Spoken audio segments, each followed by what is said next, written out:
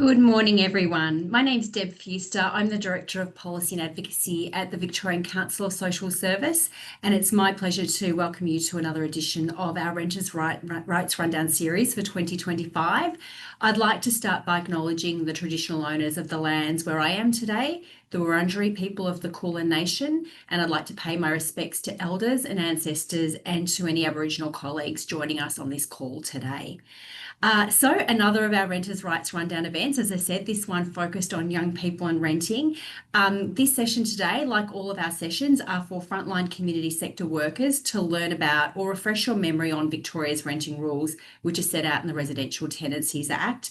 We know that young people are finding it increasingly difficult to secure and sustain safe and affordable rental housing and to assert their rental rights. And so today's session is really about looking at how young people are faring in the rental market, looking at the unique challenges that young renters come up against in knowing, exercising and enforcing their rental rights. We're going to do a deep dive into these issues. So there's a number of things that we're going to cover off today. Firstly, as I mentioned, we're going to delve into the unique challenges that young people face in Victoria. Secondly, we're going to look at some of the key provisions under the Residential Tenancies Act and also what living situations young people may be in that are not covered under that specific legislation. Thirdly, we're going to have a look at how the Residential Tenancies Act applies in practice. So this is a really important part of these Renters' Rights Rundown events. We don't want to just bombard people with some of the legal jargon or technical kind of provisions. We're actually going to make this real for you in terms of your professional practice. So we're going to talk through a few case study examples that illustrate both the strengths and the limitations of the Residential Tenancies Act in safeguarding young people's rental rights. As we often say at these events, no matter what part of the community services system you work in, if you're engaging with a young person and they're a renter, we want to make sure that you've got the information that you need to provide that young person with information about what their rights are, support them to assert their rights and be able to refer them to specialised supports where this is needed. So to help us have this conversation today and to impart all that kind of knowledge and wisdom to you, to share that with you and make it real, we've got three really special guests with us today. We're so grateful to have them join us. Firstly, we have Lauren Frost. And for those who don't know Lauren, which is hard to think of a person that doesn't know Lauren in the sector, but Lauren is the Advocacy Manager at the Youth Affairs Council of Victoria, known as YACVIC. And Lauren is going to take us through a statewide picture of the experiences of young renters in Victoria. I'm also really excited to welcome Britt. So Britt wears so many hats, one of those very talented people who is everywhere doing all the things all at once. I don't know how you do it, Britt, but so in terms of the many different hats that Britt wears, Britt is a member of YACVIC's Youth Advisory Committee. Britt is a youth advocate and a youth worker. Britt brings lived experience as a renter for many years. Britt is also currently working in the youth homelessness system in the context of FOIA programs, which Britt will talk a little bit more in terms of that scene setting of the different settings that young people are working with that need help with housing issues. So Britt is going to both give us a first-hand account of the challenges that they faced as a young renter and as well as their reflections on working in youth homelessness in a regional area. Lauren and Britt will be followed by another incredible colleague, so Stephanie Pashias, a senior lawyer at YouthLaw. So again, many people have come across Steph. Many people will know about YouthLaw as well, just an absolute kind of like foundation stone of our community legal assistance sector here in Victoria. Steph is going to provide us with a legal deep dive into key rights renters have under the Residential Tenancies Act, the barriers that young people may face in exercising those rights, and also, again, an overview of some of the living situations young people may be in that, as I mentioned earlier, may not be covered under the RTA. Once these presentations conclude, we're going to have plenty of time for questions from the audience. So we'll have a Q&A session.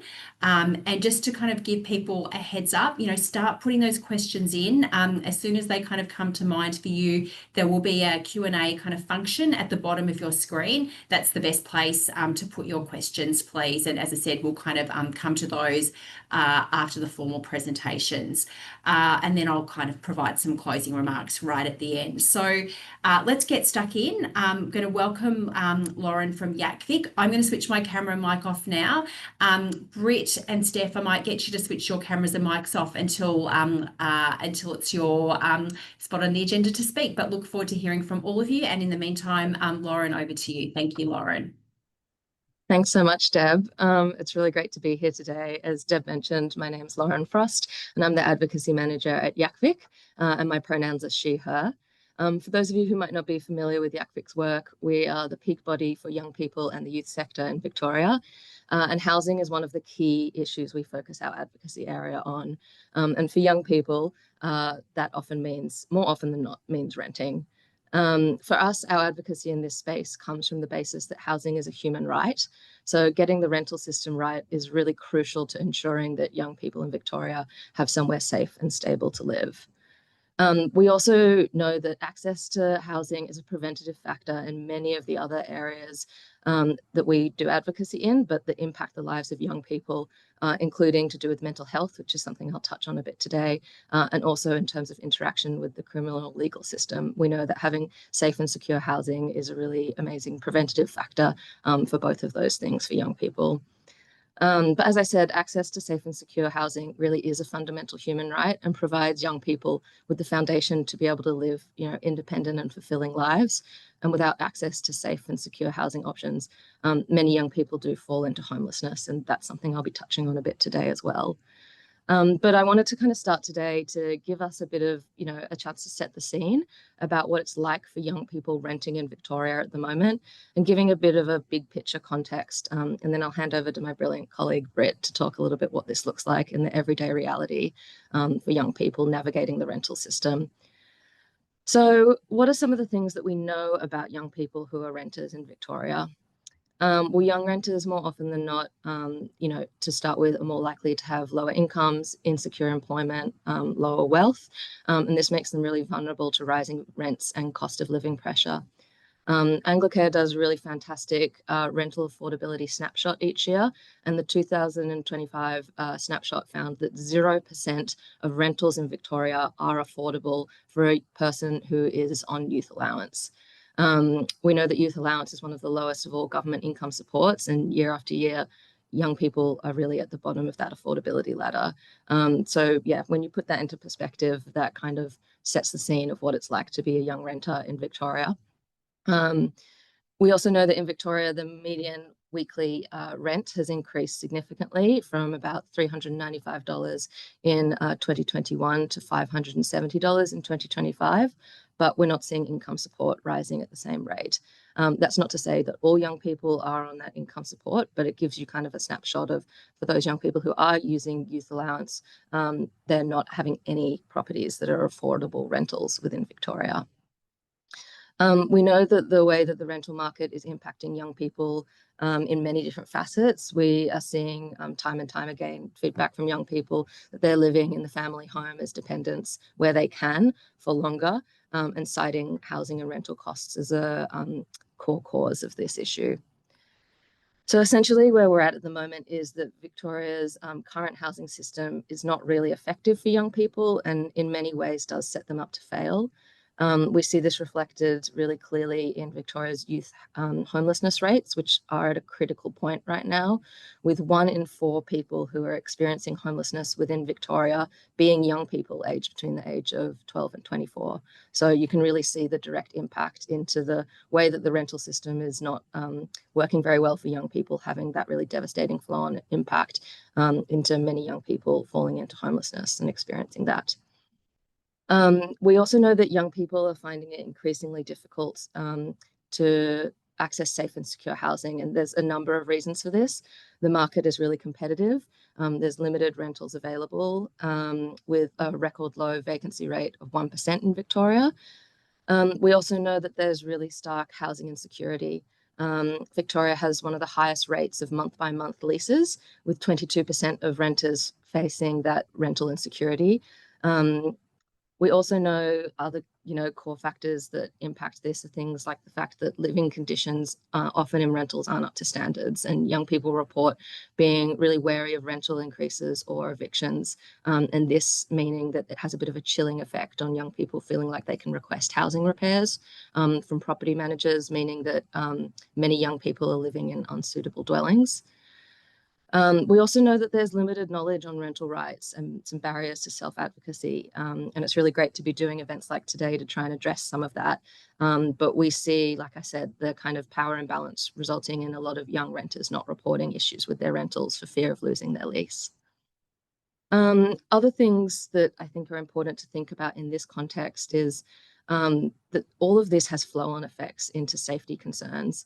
The lack of affordable housing means that young people affected by family violence have fewer options for independent living outside of their family of origin. So it has real clear flow-on effects that have really serious impacts on the life of young people. So what can we do about all of this? Well, for me, there are some solutions at a local and individual level and some solutions at a systemic level. Starting at the local and individual level, some examples of community supports that could really help to ensure that young riders can access the rental market and enforce and exercise their rights include things like investing in skilled youth workers. It's a really crucial early intervention support for young people at risk of or experiencing homelessness, and to meet the growing need and demand for homelessness services and prevention programs. We would love to see more investment in early intervention and prevention approaches to really see the significant benefits across the housing system by supporting young people to access and maintain secure housing. We would really love also to see some, delivering targeted service information to young people through youth relevant platforms, so that young people who are affected by rental and housing affordability and the crisis around that know what supports are in place for them and where to find them. And again, today's event is a really excellent example of this. And the messaging for that should really be co-designed by young people to ensure its relevance and credibility. And here I would love to do a little plug for YERP, which is the Youth Engagement Resource Platform from YAKVIC that has lots of really fantastic resources about doing that sort of co-design and youth participation. But I also really want to say that these barriers don't exist in a vacuum, and young people need access to services or support services that connect housing with employment, with mental health, with education as a form of early intervention and prevention. And that's something that I know Britt is going to talk about. And we also, on that kind of more individual level, things that, workers and practitioners can do is helping with addressing that administrative burden, support for rental applications and complaints and everything in between. But if we zoom back out to think about things at a more systemic level, there's also some big picture solutions that we can and should be advocating for in order for the rental market to better meet the needs of young people. There are many things in this, but I'll touch on some of them here. We would love to see some more outcomes focused solutions, like investment in affordable housing. We've got a really clear call for 5,000 social housing properties in Victoria in the next 4 years. We obviously would love to see an increase to the Commonwealth rent assistance, particularly youth allowance and job seeker, to be above the poverty line. There are some really cool things that we could be doing in terms of stronger regulation of the rental market. And I know Stephanie is going to talk a little bit more about, the Tenancy Act and some of the legal protections there, but we would love to see stronger protections in place in terms of rental reforms, seeing, stronger protections in place around like monitoring and enforcement of minimum standards and safeguards to prevent eviction after maintenance requests. We also support things like introducing reforms to cap rent prices. Currently, rents can only be raised once a year, but there's no limit to how much they're raised. And again, we would love to see stricter enforcement of the minimum standards for rental properties as outlined in the Consumer Affairs Victoria recommendations to ensure better quality housing for renters. The other thing that we would really love to see is a Victorian youth homelessness strategy with a youth housing guarantee that ensures that young people have access to safe and secure housing. So I'm going to wrap us up here, but I'm going to do it with a little bit of a call to action. And if the issues that we're presenting and discussing on today are things that you feel passionate about, We would love you to include these asks that I've spoken about today in your advocacy work. That could be at an organizational level if your organization is involved with advocacy work or has relationships with decision makers and politicians, but it could also be at an individual level via raising these issues and asks with your local MP by writing to them as a concerned constituent. We really need to keep building momentum that these issues that matter, but that we do have solutions that work. So I'm going to pause there and hand over to my brilliant colleague, Brett. Britt speaking. Thank you so much, Lauren. Hello, everybody. My name is Britt. I use they and she pronouns. I'm so happy to be here today. So as mentioned, I wear a couple of different hats. I'm here with YouthVic as a lead facilitator to share some of my lived experience with you. And I'm also here as a community connector for the 4-year Warrnambool, an independent living skills program for young people experiencing or at risk of experiencing homelessness. So as a young professional, it can sometimes be a little bit scary sharing my lived experience. But again, those couple of hats, it sort of comes with the territory. I would like to share a bit of a snapshot of my experience as a young person, and then I'll move into speaking to a few things that Lauren has already mentioned. But my experience isn't necessarily that unique, in that when I was a young person, there was a long period of my life where I didn't have a stable place to live. And that, again, like Lauren said, has flow-on effects. So the kind of fear that comes with requesting repairs, which I'll touch on in a moment. But when I got into the rental market, and particularly in a place like Warrnambool, the first couple of places that I rented were share houses, which don't come with as many protections. Obviously, if you're not on the lease, or one of my housemates' brothers owned the house. And there was one time where I got a text message, I was at work, and he just said, like, can you move out soon? And I was like, okay, work. Yeah, that's great. That's really what I needed on like a random Thursday. So those sorts of experiences living in share houses, they're not always the ones that instilled the most hope in us that we're going to have, stable places to live. I have a few other share housing experiences in Warrnambool, and some good, some bad. But when I eventually was stable enough and made enough money to move into a place by myself, it still wasn't the best. And I actually had someone, when I told them where I was about to move to, because in regional places we all have these sort of key places that you can afford by yourself in key areas, and I had someone tell me that, oh, I'd rather be homeless than live there. And I thought, I don't know if you've ever experienced homelessness, but that's, it's a tone deaf thing to say no matter what, but particularly to young people when we are, despite perspectives otherwise, just out here working really hard. And I was really proud of the fact that I could live by myself. So I lived in this place for coming up on 3 years. And my experience of the genuine fear of asking for things to be fixed when they legally should be fixed. At one point I had mice. So my unit was connected to a shed, which was like the maintenance shed for the block of units.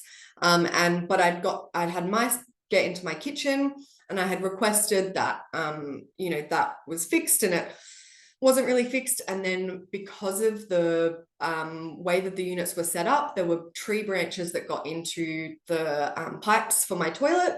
So my toilet overflowed and flooded my bathroom.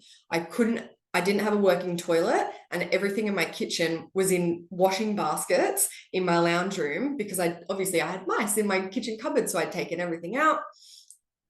I had to leave my home because my toilet didn't work. And luckily I had a family member's house that I could go to, but this happened multiple times without any offer from my real estate to assist me in paying for a hotel room or reimbursing me for anything. I was fearful that I would get in trouble because I didn't want my toilet to overflow. I had to deal with my bathroom flooding multiple times. My bedroom flooded at one point. And throughout this time, they still raised my rent every chance they could.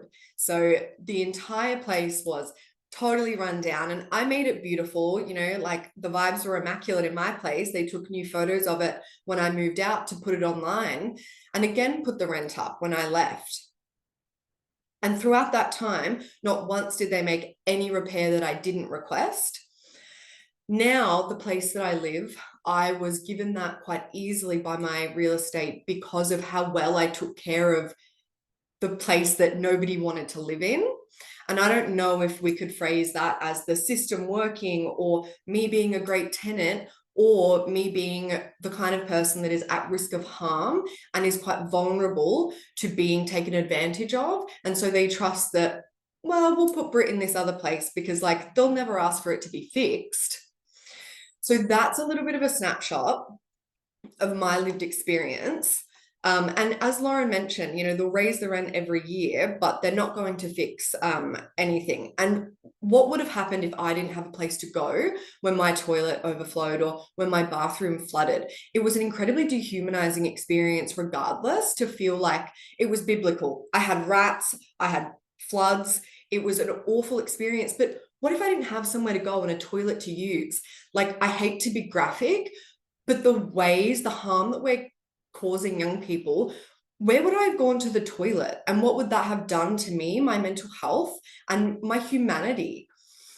So working in youth homelessness now in a regional area as a young renter, it's tenuous at best sometimes, because the young people that we work with, we can prepare them as best we can. We're incredibly passionate about working with these young people to instill you know, or to teach them the independent living skills that they need. However, it doesn't take away from the fact that there are no rentals that they can afford.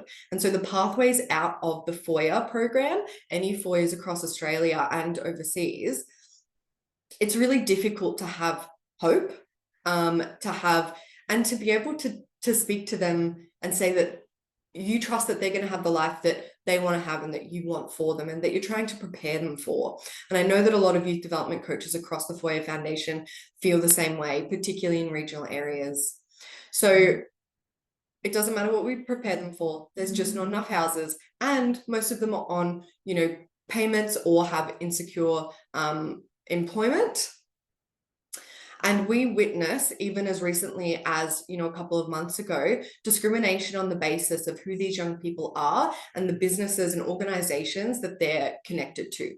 So my FOIA is, or our FOIA is auspiced by an organization called Brophy, and being a Brophy kid is something that is looked at in a less positive light. And that's something that I, as a community connector, am working with community to, you know, change or break, with no force, you know, it's a gentle revolution, but we're really passionate about these young people. We have, you know, this program prepares them perfectly to rent. And so we need rental providers to see them as the perfect tenants. So our FOIA, just a little bit of boring statistics, but you know, if you're here, you probably don't find them boring. So our FOIA has between 60 and 70% of young people identifying as LGBTQIA+ at any point in time, which gives you a really bittersweet sort of, you know, paints a picture of the FOIA being a really bittersweet landing point for a lot of rainbow young people. In the last 2 years, young people that have transitioned out of the FOIA, 50% have moved in with partners or family.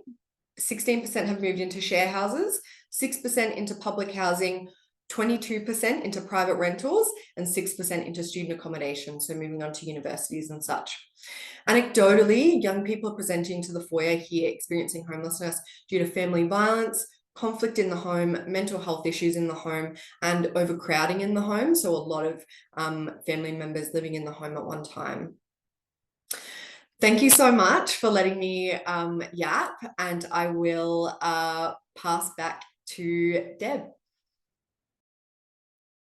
Thank you so much, Britt. And it's very hard to follow on your heels, Britt. I just want to I guess to say your words that you've so generously shared with us are, I guess, a reminder of like our shared purpose in this sector and a reminder of why some of the big kind of like systems reforms in array of areas across health and social services delivery really emphasize that the imperative to kind of centre lived and living experience in policy design, systems design, law reform, advocacy, as well as governance of organisations, lived and living experience workforces, etc.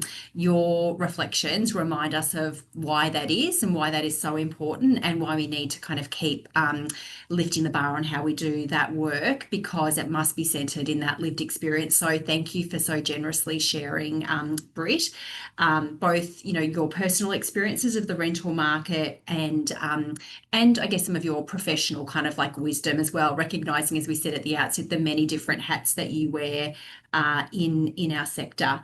So I'm now going to throw to Stephanie from YouthLaw to really kind of get us across some of the detail that is really relevant for us to know in terms of the Residential Tenancies Act and that kind of associated kind of legal assistance ecosystem, because there are provisions in legislation, and it really we need to kind of like look at how do we work those angles, how do we work those opportunities to access those legal levers in support of young people's rental rights. So I'm now going to hand over to Steph, and I think you'll share your screen as well. Steph, is that correct? Fantastic. That's Thank right.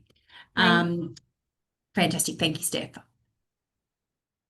Yeah, thanks, Deb. And thanks, Britt, for sharing your experience. It's just, always just so humbling to hear what it's like for renters out there. I will just quickly share my screen. So a little bit about me. My name's Steph and I'm a lawyer at YouthLaw. I also provide services to RMIT students through the RMIT Student Legal Service. So the young people that I am meeting with might be different to the young people that are accessing your services and the young people that you're working with. But hopefully I can, share a little bit of insight and give you those tools to assist young people in asserting those rights under the law.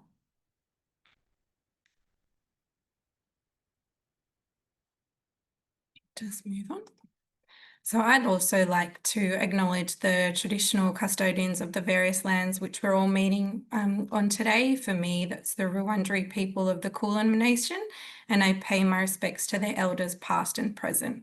And I extend that respect to Aboriginal and Torres Strait Islanders people that are joining the meeting here today. What I'm hoping to cover today is a little bit of the different kind of living situations for young people and how their rights differ, and some key rights for renters under the Residential Tenancies Act, including the new development of the Rental Dispute Resolution Service and how that works with VCAT, looking at how young people might enter into rental agreements and what they should look out for, a little bit about bonds, repairs, rent increases, and notices to vacate. And at the end, I'll just kind of provide you a few tips in terms of what you can do to support those young people with those issues. Here are a few resources that I think are important if you are assisting young people in the tenancy space or in the rental space. Tenants Victoria have excellent resources on their website from their family violence guide and their repairs toolkit that I'll talk a little bit about later. Consumer Affairs also have guidelines around damage and cleanliness if you've got a bond dispute. Justice Connects have some great home resources as well on renting and housing, as well as looking at the Residential Tenancies Act and the regulations, as well as the Rental Dispute Resolution Victoria website here. So they're here. You'll get a copy of these slides or be able to access them after the presentation. So please use them in your practice. What do the different accommodation options look like for young people? So we've got private rentals that are all covered by the Residential Tenancies Act. These include share houses, rooming houses, caravan parks, and community housing. Share houses, although the relationship between the renters and the rental provider or the landlord is covered by the Residential Tenancies Act, any disputes between tenants is not covered by the RTA. And we do see that as a huge gap and is a large part of my practice working with students. Those inter-tenant disputes in share houses can be really tricky to navigate.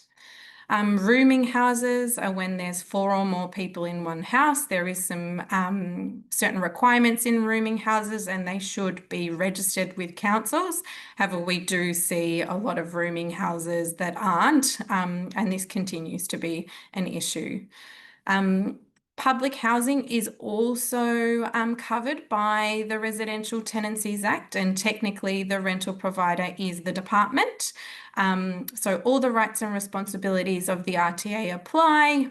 However, there are some different policies under public housing tenancies that are often useful actually to renters, specifically around rent arrears and damage and things like that. So although the RTA apply, there are some additional policies in place for public housing renters too. Then we've got student accommodation providers.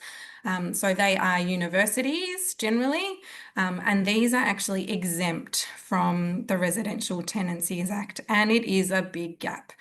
So students are not covered by the RTA, and it's only consumer law protections, which are significantly less than those that are under the RTA. So it can be tricky to navigate in student accommodation.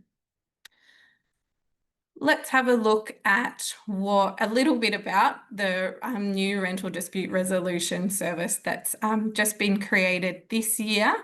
It is a dispute resolution, as the name suggests, and case management service provided by VCAT.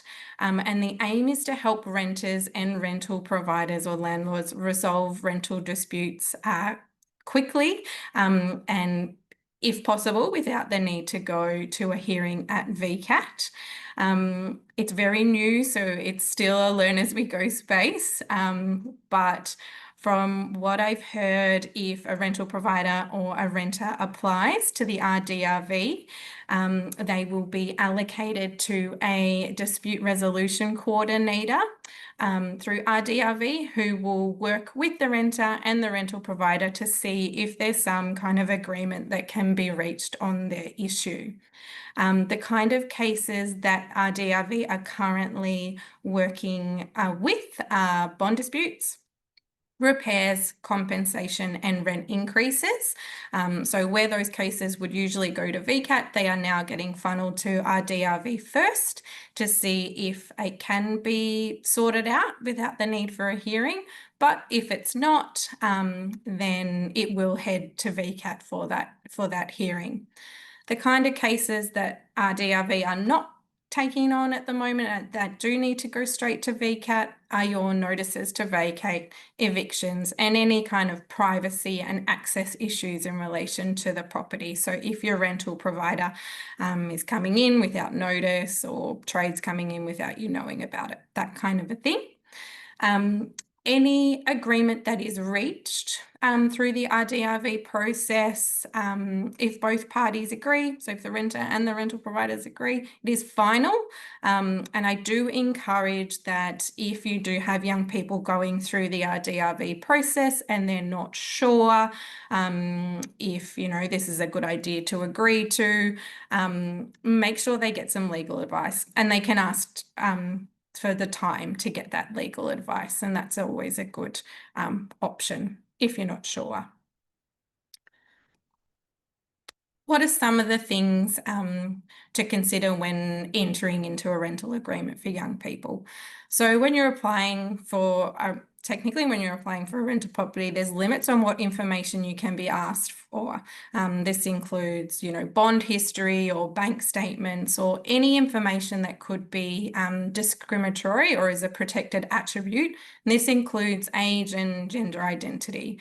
However, we do see in practice that there are, the forms that you need to fill all the information before it goes to the next page. So we do see that sometimes, although they shouldn't be asking these questions in rental applications, they are still there. And if you do voluntarily provide that information, it can be used against you. So just something to consider. And if you're working with young people, then, maybe ask for a paper form and don't necessarily provide that information that doesn't need to be provided. Rental agreements need to be in a standard form as provided on the Consumer Affairs website. And there are minimum standards that Lauren touched on before that need to be, the property needs to meet before a young person moves in. So if there are certain things that don't meet the minimum standards, then it needs to be fixed before that young person moves in. And those are all covered under Section 65A of the RTA and includes things like locks on all the external doors, heating in the main living room, being free from mold and having ventilation in all habitable rooms.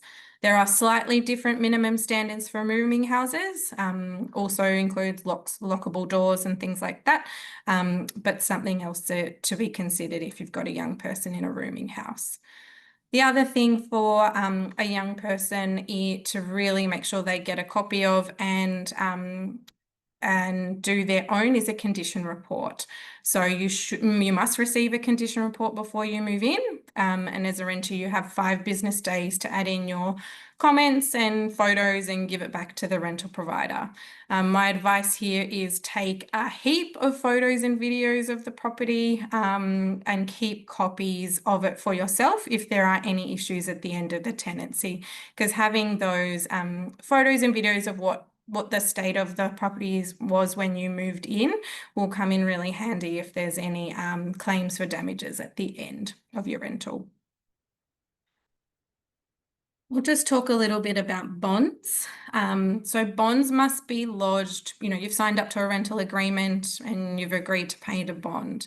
They must be lodged with the Residential Tenancies Bond Authority within 10 days, and you should get a receipt from the RTBA within 15 days.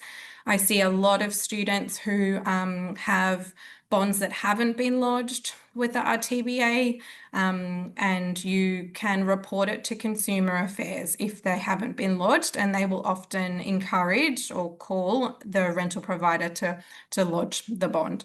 Or if that's not successful, I would encourage the young person to make an application to VCAT to get that bond lodged with the RTBA. That way that bond is held with the RTBA and not with the real estate agent or the rental provider themselves.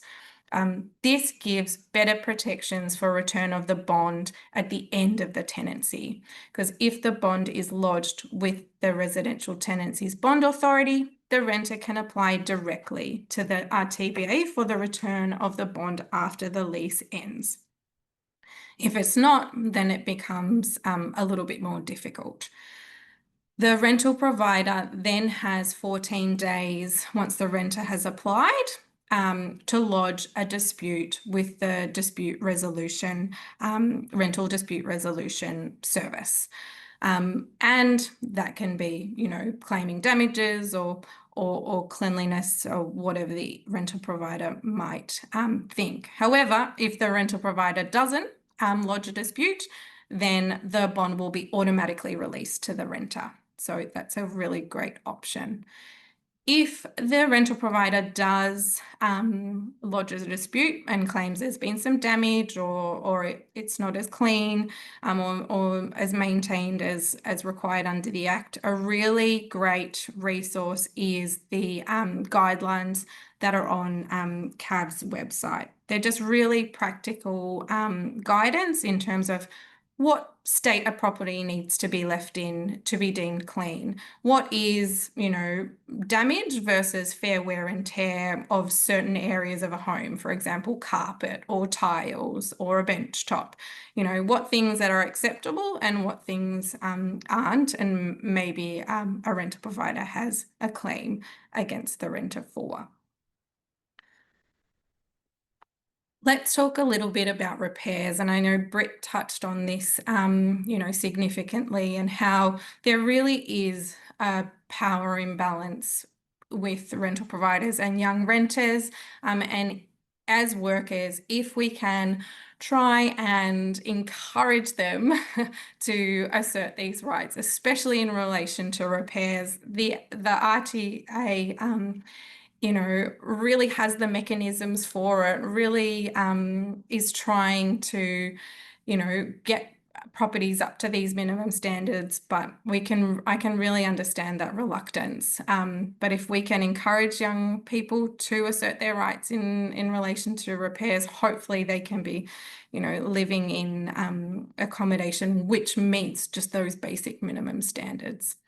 So there are two kinds of repairs. You've got urgent repairs, and they are failing to comply with any of the minimum standards, or I guess things that you think are more urgent in nature. Burst water, broken toilet, as Britt has experienced, gas leaks, and any safety-related issues. They're your urgent repairs, and they should be fixed in a relatively quick period of time, within a couple of days, hopefully within a day, if not within a couple of days. Non-urgent repairs is basically anything else. And the rental provider has 14 days to fix these non-urgent repairs. How can you support a young person with repair issues? Encourage them to call and then put it in writing to the rental provider, an email, because it is the rental provider's job to keep the premises in good repair, and it's the renter's job to tell the rental provider if there's something that needs to be fixed. If it's not fixed with urgent repairs within a day or two, or for non-urgent repairs within 14 days, then I would encourage the young person to apply to the rental dispute resolution service.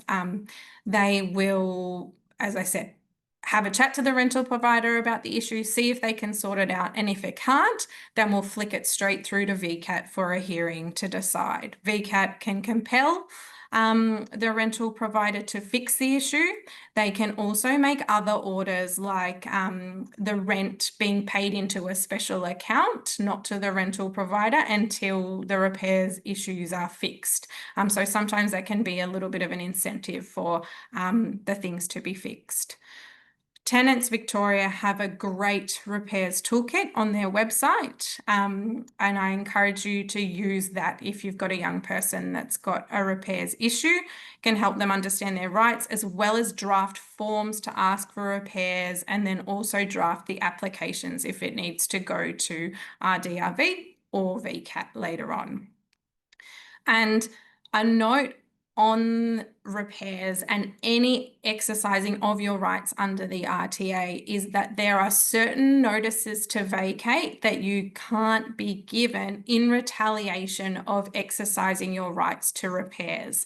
So if you're given a notice to vacate and you think it's because you've exercised your right in relation to repairs, that notice to vacate might be deemed invalid. So there are some protections under the RTA in exercising your rights for repairs. It's not by any means perfect, but it's something that you can at least feel a little bit reassured that you can't get that notice to vacate immediately after exercising your right in relation to those repairs. Another big thing for young people is rent increases. And I know Britt touched on this. They can only be every 12 months. I think the most important thing to know about rent increases is they need to be in the correct form. And I'll show you in a minute what that looks like. you must be given at least 60 days notice. If it's not in the correct form and you haven't been given the correct amount of notice period, then it's likely that your notice of rent increase is not valid. So, you know, that's a really good tip just to make sure that it's all in the correct form. You can also challenge a rent increase by applying to Consumer Affairs within 30 days to review the proposed rent increase. What Consumer Affairs will do is they will look at like-for-like properties in the area, have a look at those, how much is being charged for those properties, and provide a report. If Consumer Affairs deem that the rent is excessive, then the young person will have 30 days to apply to our DRV for an order declaring that that rent amount is excessive. So it's always worth a shot. If you get a notice of rent increase, apply to CAB, see what they say, because it could be deemed as excessive, and then that rental amount, rent increase might be reduced. Just a note on if you do decide to challenge it, that you will need to keep paying the increased rent unless it's agreed between the renter and the rental provider, or DRV or VCAT decides otherwise, just because you could end up with some rent arrears if you don't pay that increased amount in the interim. If it is decided that it is excessive, then you could get a refund or, you know, a bit of a credit on your rent. But yeah, or just be careful in terms of to continue to pay. Here's what the notice of proposed rent increase form should look like. This is the form. It needs to look like this. It can't just be in an email. It can't just be in a text message. There's more to the form, but this is what you're looking for to see if it's actually a valid notice of rent increase. And this is available on the Consumer Affairs website too. Lastly, I'll touch on notices to vacate. Again, these need to be in a proper form and given the required minimum notice periods. So if it's the end of a fixed term lease that's 6 months or more, then your rental provider needs to give you a full 90 days notice. If they're giving you a notice to vacate for rent arrears, it's 14 days.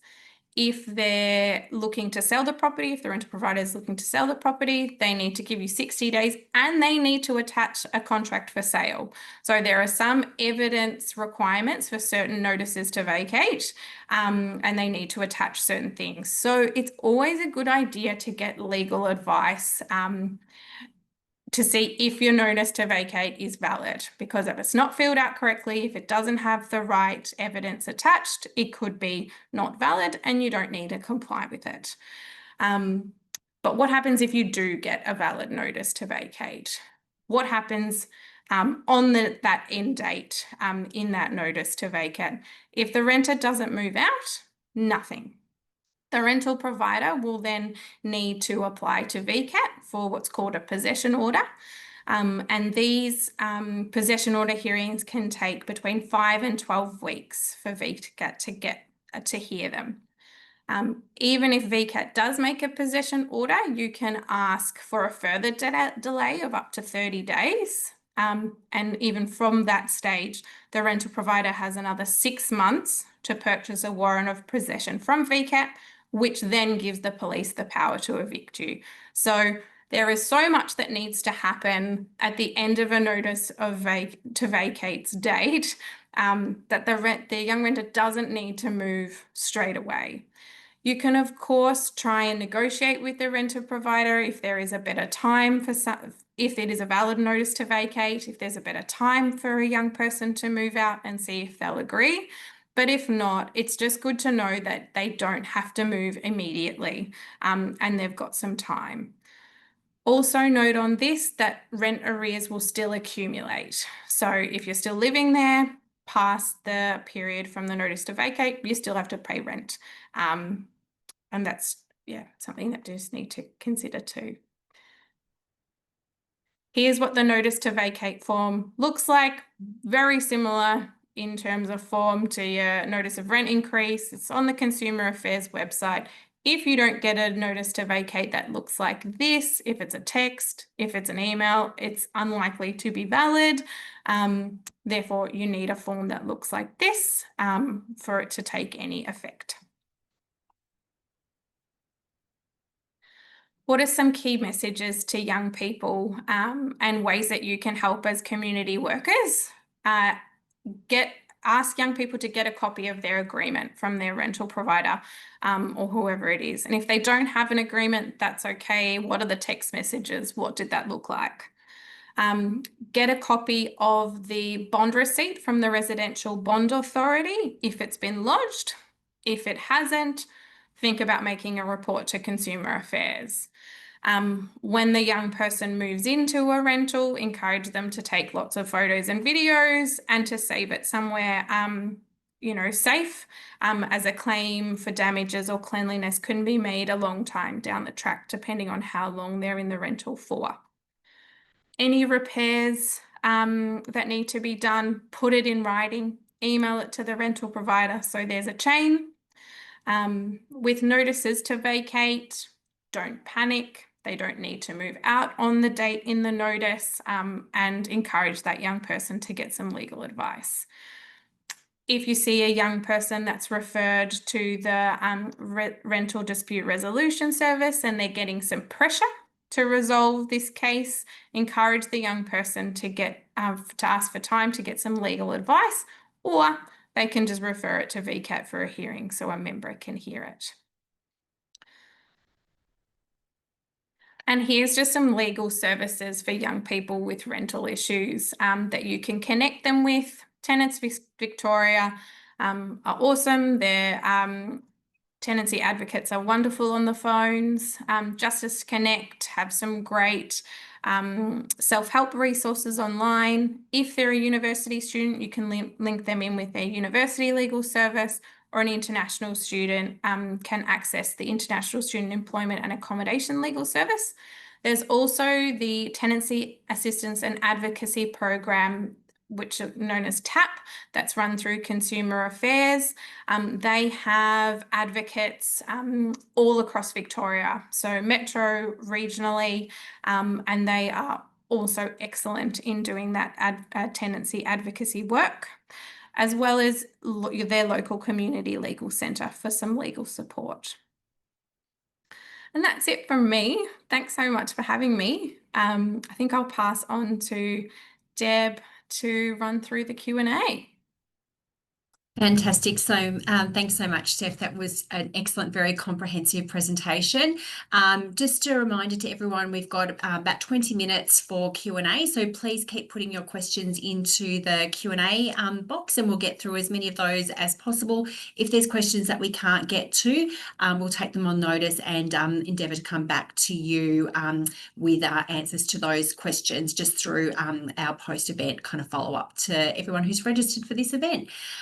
Steph, I'm going to ask, and Britt and Lauren, if you also want to put your cameras on. So Steph, Britt and Lauren's whack your cameras on, that'd be great. And I'm going to ask some questions about share houses in a moment. But first of all, I just want to go to a question that's come through about student accommodation. And the question is addressed to you, Steph. It says, you mentioned that student accommodation run by universities is exempt from the RTA. Does this exemption apply to private student accommodation providers such as uni lodges as well? Yeah, great question. No, so it wouldn't apply to uni lodge. The provider needs to be the university themselves. But yeah, if you're unsure, yeah, get some legal advice, have a look at the agreement. Yeah. Thank you, Steph. And just in terms of legal advice, we will share the slides post-event as well, but knowing that often access to legal assistance, there are barriers to accessing legal assistance. What Steph has done is shared resources around self-help tools that have been pulled together by community legal centres such as Justice Connect, as well as access to kind of funded supports as well. So access to kind of free legal advice also. In terms of the question around share houses, I've got some elements of this which are a bit for Steph, bit for Lauren, bit for Britt as well. Jump in as you best see fit. But yeah, wondering if we can dig a bit deeper into young people's rights and responsibilities in share houses. Lauren, just thinking about your kind of opening presentation as well, you mentioned how challenging it is for young people to find affordable rentals in this market. I'm wondering, in YACVIC's experience, how common are share house arrangements in this housing market for young people, Lauren? Yeah, great question. Extremely common, and especially because of the like rental crisis we're seeing, where young people are just desperate for somewhere to live, and often share houses are the only affordable option. We often see and hear reports back from young people about the real challenges faced in that share house environment. And I know Britt touched on a few of those, especially when it gets really complicated around, who the homeowner is and who is on the lease. Another thing that we see that we hear really strongly from young people, that's a real challenge around share houses is like the overcrowding, and young people being in share houses where there's far more people than the house is really built for. This often actually overlaps with young people who are experiencing homelessness, who end up in share houses maybe temporarily, in couch surfing situations, or as a place in between, trying to find somewhere more stable and secure. In fact, the Australian Housing and Urban Research Institute did some research 2 years ago that showed that just over half, 51% of young people experiencing homelessness aged between 12 and 24 years are living in severely crowded dwellings. So it's a real problem that we see for sure.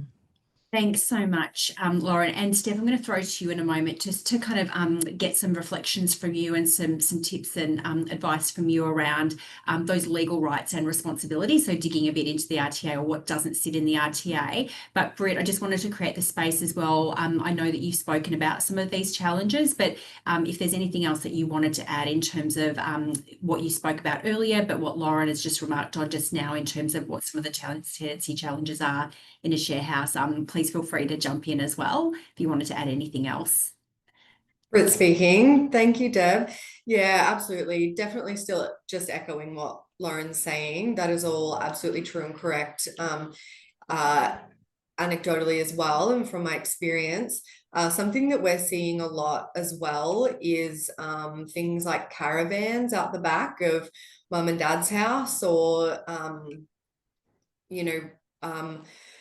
there are a lot of communities of people in Warrnambool who are living in tents, and again, caravan parks for us, particularly because we are a tourist hotspot. So in summer, some of you might be coming out to Warrnambool and using our beautiful caravan parks, but throughout the winter time, a lot of people actually live there. So yeah, that's definitely a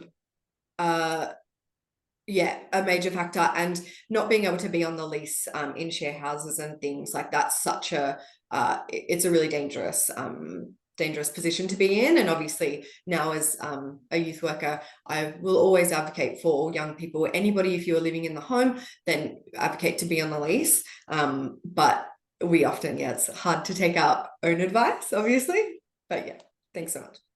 Thank you so much, Britt. And so, Steph, over to you. So I think there's a few dimensions to this, right? Because I'm thinking about young people who might be like named on the lease and are thinking, I've got to get more people into the house to be able to kind of like share the costs. So I'm kind of interested to know what is the advice that we need to be providing to those young people in terms of like their responsibilities as well as their rights.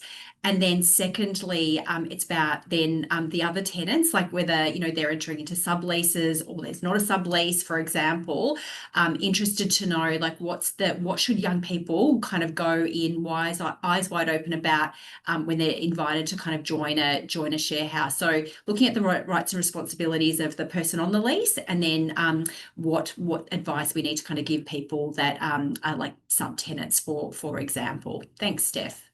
Thanks, Deb. Yes, it's really tricky if you are, I guess, a head tenant in a share house environment. There are, a few ways that you can go about bringing in other people into the home, and that might be that they are all equal share house tenants and co-tenants to the lease agreement, and that means you'll be adding them into your lease. That is very different, and then if you take on the responsibility to sublet to someone else, because if you sublet a room, for example, to someone else and they don't end up on the your lease with the rental provider, then you take on the responsibilities as a rental provider to that subtenant, and that can be risky, and that comes with its own responsibilities and obligations. So I just encourage young people who are getting creating a share house to think about, if possible, to put all the co-renters on the lease, because it really then shares that kind of responsibility. It is what's legally called jointly and severally liable. So you think about it like the whole share house is a pie, and then you're all responsible for your section and the whole pie together. So it's not like you take the rooms individually.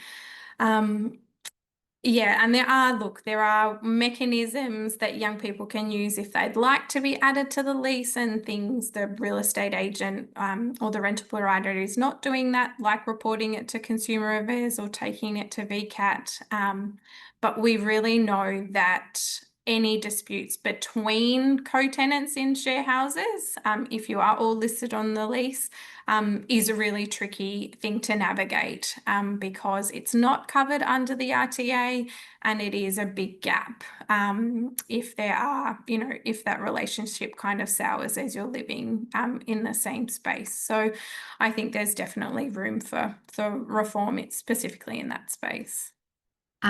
Thanks, Steph. And before I throw to the next question, I think that's a really good kind of point that Steph made. So we've obviously got an existing kind of suite of fairly new laws, provisions under the Residential Tenancies Act, but the market keeps emerging, new challenges keep coming up, rental providers, agents keep finding kind of ways around these, and so we are, as a sector, and VCOSS certainly with colleague organisations, including other peak bodies, is always looking at like what's the next kind of suite of reforms that we need to be building the evidence around and advocating for. So this is an example that Steph's just shared with us just now. Steph, just staying with you for a moment, the questions come through around TAP services. The question is, Steph, you mentioned TAP services as a support service that renters can access. Do TAP services support people in public housing? If not, where do social housing renters go to get tenancy advocacy support? Oh, that's a great question. I'm not sure if TAP providers provided service to people in public housing. I'd have to check. But I know Tenants Victoria have a specific phone line for any renters in public or community housing. So they're a great resource. Thank you so much, Steph, and we'll come back just to kind of provide some additional clarifying information in response to that question. So thanks, Steph, for engaging with it as best you can, and we'll come back with some additional information. Thank you. Next question is there anything a renter or someone supporting a renter can do to limit the amount that rental providers raise the rent by? The comment is, I find they often justify these increases through market rent, and we find that is very unfair. I'm not sure whether you're able to comment on that, Steph, or whether Lauren or Britt want to jump in as well. Oh, I'm happy to. I think if the renter is just not able to afford the rent increase, try and negotiate with the rental provider and say, look, this is how much we can afford. Would you be agreeable to that? Remembering if that tenant was to leave, they would have costs of entering into an agreement with a new tenant. So it could be something that could be agreed to.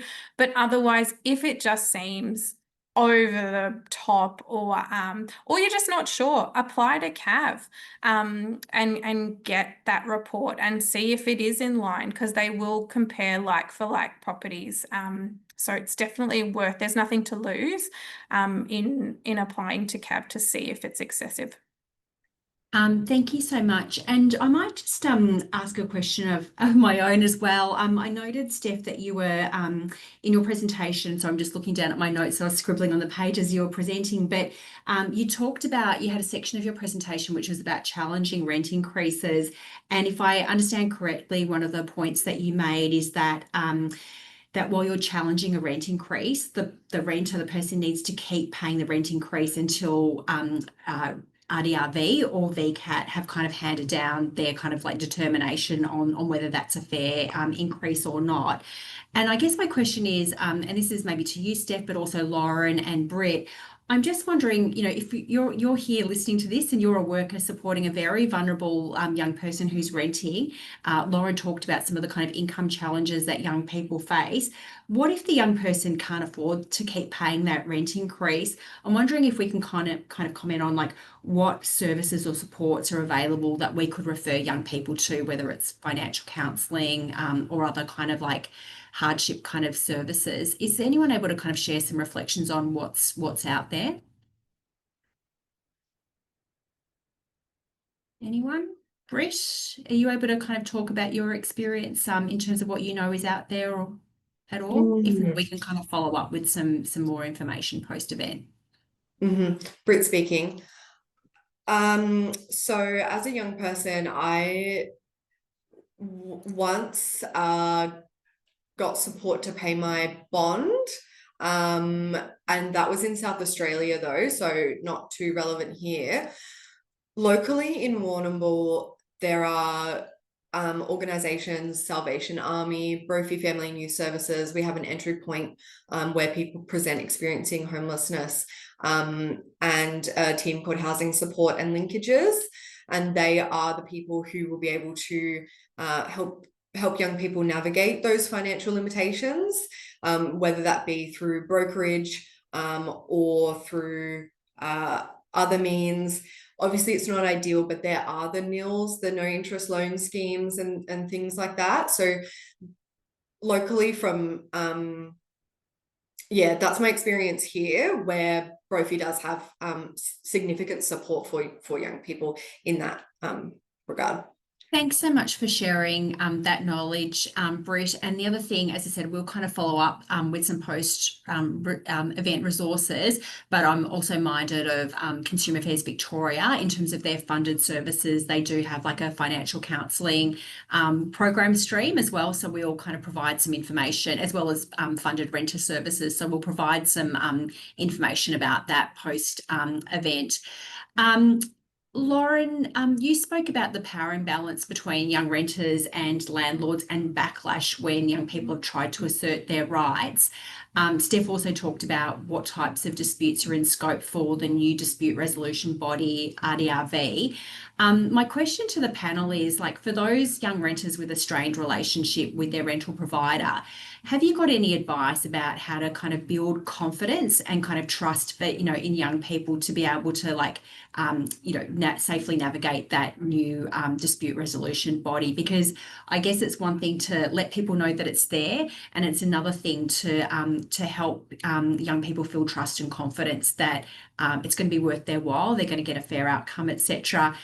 Britt, I wonder whether you can kind of channel both your experience, like working with young people, building their confidence and trust in the service system, when often that's been shattered through kind of earlier stages of their journey. What are some of the things that we need to be thinking about building trust and confidence, not just knowledge?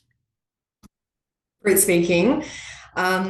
I have 100 things going through my mind right now, but I want to bring our attention to the framework that the Foyer Foundation works under, which is an advantage thinking framework.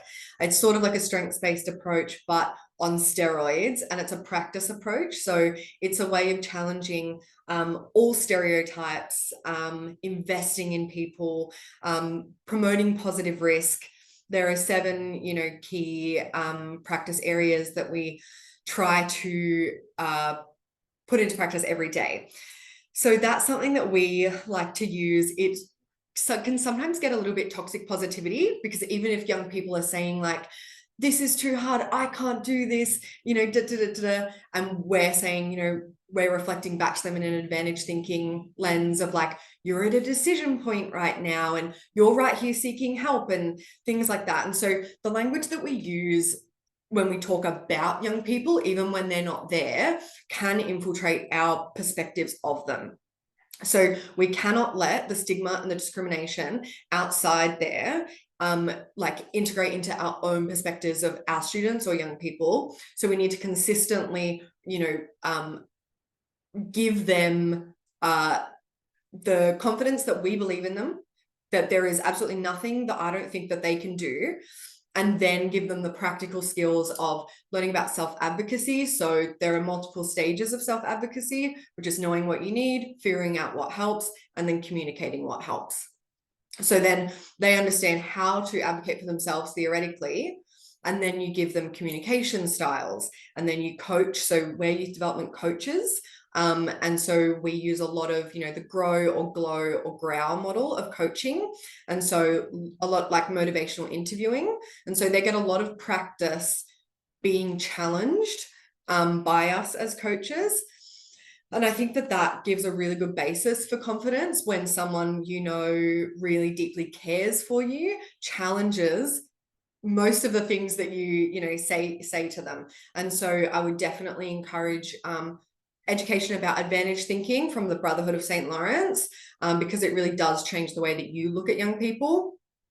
And then, yeah, those practical skills of advocating for yourself, communicating effectively. It's okay if your voice shakes. We will always be here for you to land afterwards. And then being there for them in the moment, sitting there with them on the phone or being a support person in those meetings. And then using some of your lived experience of saying like, I've done this too, and it's really awful and it's really scary, but you deserve a safe place to live, a clean home, and things that work. Thank you so much, Britt. Now, I'm mindful that we're meant to be finishing at 11 o'clock, and I want to respect that we do have a lot of questions we haven't been able to get to. I promise we will get back in touch with all participants in this or registered attendees with more information. I might just try and squeeze one in that maybe is like a more contained question. Question is around fixed term leases. What happens if a rental provider doesn't renew your fixed term lease? Do you have any rights you can exercise when this happens?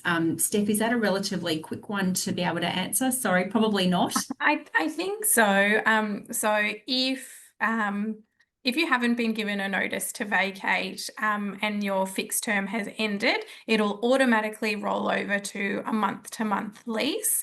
I know there is some hesitation with periodic leases, month-to-month or periodic leases, but there's no longer any no reason notices to vacate for periodic leases. So if you're rolling to a month-to-month, you can't be asked to leave without a valid reason, and that, you know, could be your rent arrears or they're selling the property, but they can't just say we want you to leave within a certain amount of time. So although your fixed term is up, you can stay there.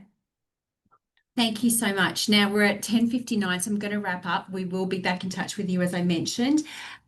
Couple of things. Thank you to all our wonderful presenters today. Steph, Lauren, and Britt, thank you so much for your time and your expertise and your generosity in sharing that knowledge and wisdom with us. For those of you who are interested in more discussion on renting in Victoria, VCOSS has just released its 4th annual Renting in Victoria report. The report synthesises insights from more than 200 community sector workers, including probably many of you on this call today, who support renters, and it identifies a series of policy, regulatory and legislative recommendations to further Victoria's ambitious rental reform agenda. We'll send you a link to that report in the chat. Thank you so much for all of you who shared your expertise and your wisdom. That has been the subject of lots of conversations with the regulator and with Minister's Office, etc., policy people in the Department of Government Services. So thank you.